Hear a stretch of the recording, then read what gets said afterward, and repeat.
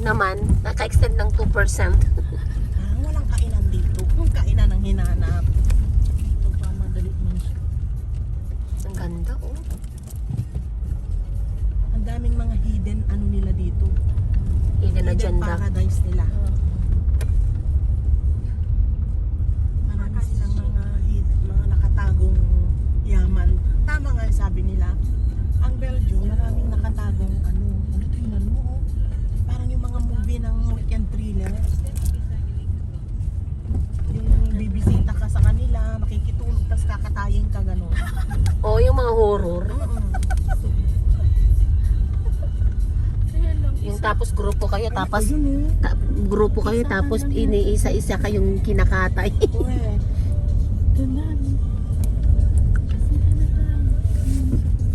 Ay, may river siya. Oh, the river of Babylon. Diyan yata kami kumain dati. Ay, kain tayo. Ay, galing ka na rito, ate? Ilang beses na dahil. Ah, okay. So, you Pero know yung this Indian na place. yun doon, hindi pa. Oh my Palagi God, dito that's so lang kami. beautiful over there. Tsaka natin, nag-arte-arte ako. Ha? Ay, oo. Video lang yan. Intindihin mo na lang ang pangangailangan. Oh gosh. That's so beautiful. Saan pa pa? Pumunta dun sa parking niya. Ah, oh, doon yata. Ay, eto. Pwede tayo mag-reverse. Mag-reverse ako dyan sa baga.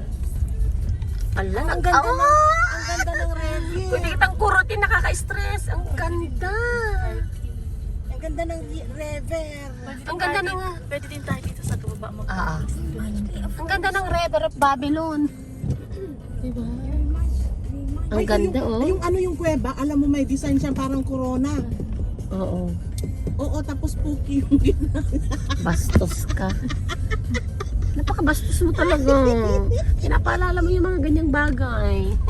Gaga. Napakabastos. Kain ulit tayo sa tabi ng ano Doon, ilog. doon kami kumain dati. Magbawas ako ng ano ko, thermal. Parang ang layo na natin, doon na lang tayo mag-park sa ano, sa may Oo nga. water. Mm. Na lang tayo. Wala naman yata ang parking fee. Pero, Kahit meron, okay na yan. Hotel de Kom. Comte. Kasi French speaking pala sila dito. doon na lang tayo mag-park. Kasi parang layo na niya. Sa Kapihas na. True. Dadalhin ko na yung bag ko. Ah, oo, kasi ano na tayo, dire-diretso na tayo ikot ng ikot. Kasi maliliit lang siya eh. Ikutin mo lang talaga. Kailangan dalhin ko na lang itong ano ko. Habang kakain Kasi nandyan na yung mga ano ko, mga power bank and everything. Oo, diba? and everything. and miss everything. And medicine and everything. Kain muna tayo bago tayo maglakad, no? Oo, kasi gutom na tayo, hindi na tayo Correct. makakaano. Oo. Kakainin ko na kayong mga kasama ko. So ikaw yung bida ikaw yung kontrabida dito, yung nagkakatay. Ay, ako yung nagkakatay talaga. Gutom na talaga ako, promise. Gutom na ako. Eh kasi 12 na, eating time na. 12:37 na. Gusto mapapadami ako ng kain nito. Ba? Wala, libre ate. Saan na nga yung ano niya? Pasukan. Ah, ito.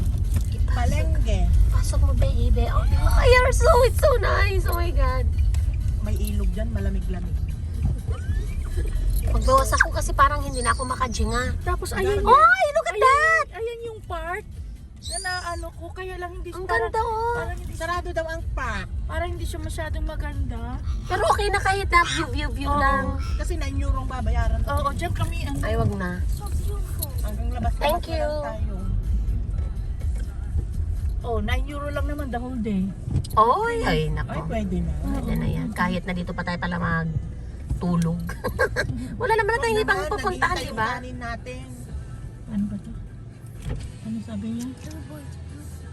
Thank you. So, welcome to Durbuy. Yes. The smallest city in the world. So, later malalaman niyo kung bakit smallest siya. So, ito yung kanyang kapaligiran. It's the outer. Yan po yung kanyang outer. Ayan. Ayan. Ayan. Ayan. Dito, meron siyang garden, pero open lang siya kapag summer. So, as of now, hindi sila nag-aalaw na pumasok dyan kasi hindi pa prepared For summer lang kasi yan. Maraming activity ito. And Derby or whatever is nasa loob siya ng Belgium. So far maraming turista ang bumibisita dito. But for today, napakalaki namin kasi may sun. The sun is shining so well and really need the sunshine. Pero tingnan niyo ang kapaligiran niya, oh, ang ganda-ganda lang. So meron siyang castle dito, but before that, dahil gutom na kami, kakain tayo muna. Maghanap ng pwedeng kainan. So kakain muna tayo while we are enjoying the place. Kasi ang ganda talaga niya. And alam niyo ba na meron ding itong river, meron ding itong castle, and may rason bakit sinabing the smallest city in the world. Diba? That's yung talaga, napakaganda. So, titignan natin. Kasi, tingnan nyo yun, oh. Yan yung castle, yun. Ayan yung castle niya. Dito lang naka-evolve. But later on, we will try to walk and check kung ano yung mga nandoon siya. So, yung river, ito po yung river na sinasabi ko po sa inyo. Ito siya. Ito yung river. Nakikita niyo po yung may tubig? River po yan. So, ayan po mga kapatid. And ang ganda lang niya. Promise. Ang ganda-ganda niya. Look at that. Diba? Ang ganda niya. Kasing ganda ko. Kung gaano niyo nakikita maganda yung lugar, ganun din ako kaganda. In my dreams. So, ang ganda niya, oh. Tingnan niyo, oh. Ang ganda-ganda niya. Promise. So, yan. Iikutin ko kayo. Ang haba ng river, hanggang doon. Kasi isang dagdag sa attraction nila yan, yung river na yan. And of course, kapag mga ganyang pagkakataon, merong function ito. Oo, merong function. Pero, while nandito tayo, i-discover natin what we can expected na makita natin dito sa Dorboy, kung saan it's the smallest capital. It's the smallest city in the world.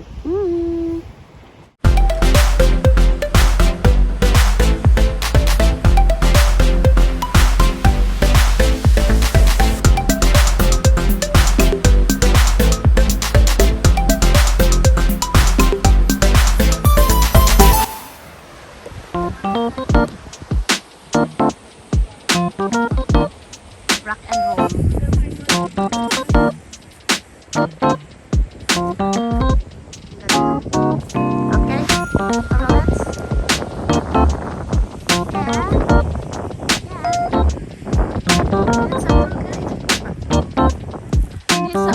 Mauna nga ako.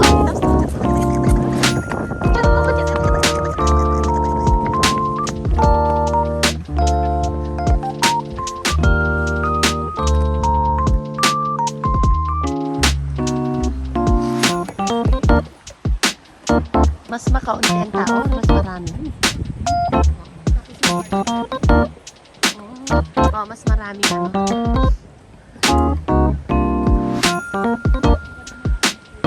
Oo. Summer, winter.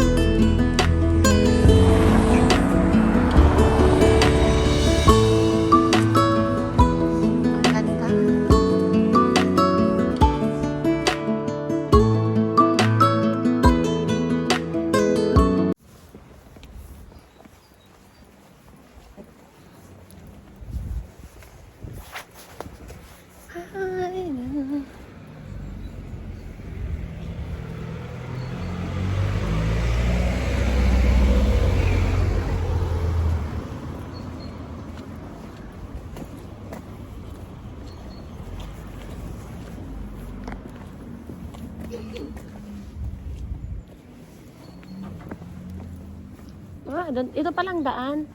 Papunta doon. Mamaya tayo.